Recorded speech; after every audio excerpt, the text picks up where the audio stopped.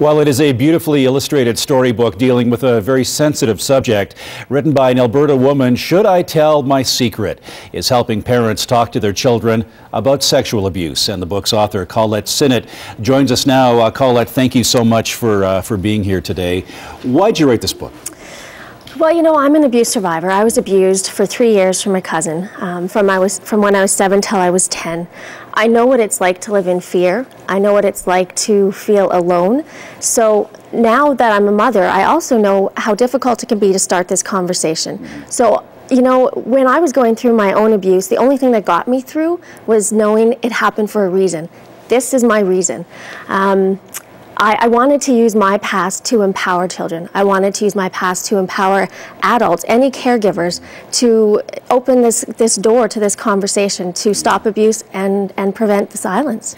You often hear that, don't you, that people who are abused, children who are abused and grow up say that, you know, they were told, don't tell anyone that this is, you know, this is a secret. How do you get past that? You know, I think everybody's story is different. I didn't come forward for many years. I lived in silence for years. I think it could be one thing that somebody says to you that gives you that little extra push, that little confidence that, you know what, I can tell.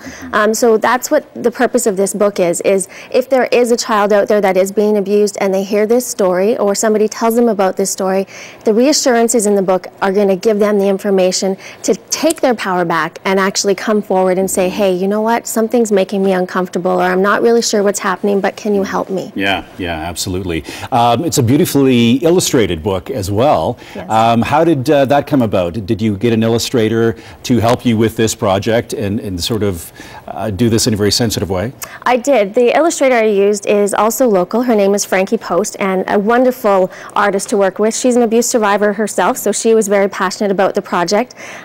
It was wonderful to work with her, and it was important to me to have the illustrations be colorful and engaging. Otherwise, the children aren't going to be drawn to the book, and that's the whole point, is we have to get a child drawn to the book in order to get them to hear the message that's being conveyed. Right, that is a challenge, isn't it? But an important challenge, and yes. Absolutely.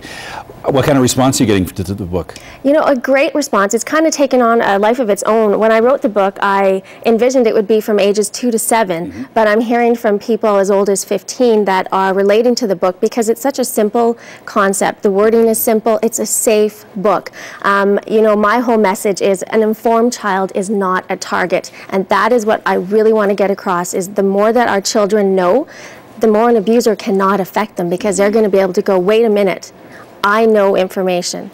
So, well, what a terrific idea, and this, I guess, would then give them some tips to pick up on what might be an abusive situation or one that's heading that way, and they can stop that. Yes, definitely. It will give out some key points of what is inappropriate touching. It also opens a doorway for any caregiver to give them more information that may not be in the book, but any information that will help protect a child. Yeah. Well, terrific. A great idea, and like I say, beautifully done. So thanks so much for coming in and talking to us about it. If you'd like some more information about Should I Tell My Secret, you can visit talkaboutitcommunications.com.